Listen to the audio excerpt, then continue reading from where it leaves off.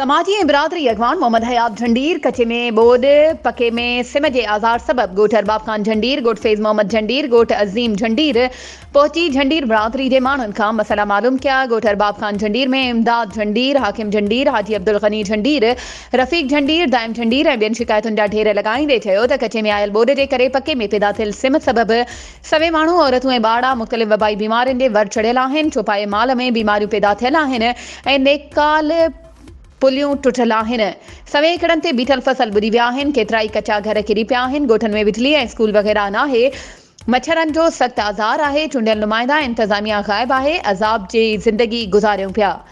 मोहम्मद हयात झंडीर हिन मौक़े ते ॻाल्हाईंदे चयो त फंडनि मिलण बावजूदि पन्नू सखर जी इंतज़ामिया चूंडियल यूसी चेयरमैन मेंबरनि ऐं ॿियनि इदारनि जे वरी बेहिसी आहे जो इलाइक़े में थियल बरसाति, कचे में बोड ऐं पके में सिम जहिड़ी एमरजेंसी में बेपहुच ऐं लाचार माण्हुनि खे नज़रअंदाज़ कयो वियो आहे। सिंध हुकूमत खे नोटिस वठणु घुर्जे जॾहिं त ॻोठ सचे ॾिनो कल्होड़ो, भंडकी जे रहवासियुनि उस्ताद अल्लाह बख़्श कल्होड़ो, अब्दुल हमीद कल्होड़ो ऐं ॿियनि साॻियूं शिकायतूं कंदे सख़्तु एहतिजाज कयो। वधीक ख़बरुनि ऐं अपडेट्स जे लाइ असांजे चैनल खे सब्सक्राइब कयो ऐं हा, बेल आइकन खे प्रेस करणु न विसारिजो त जीअं असांजी हर नई अचण वारी वीडियो तव्हां ताईं पहुची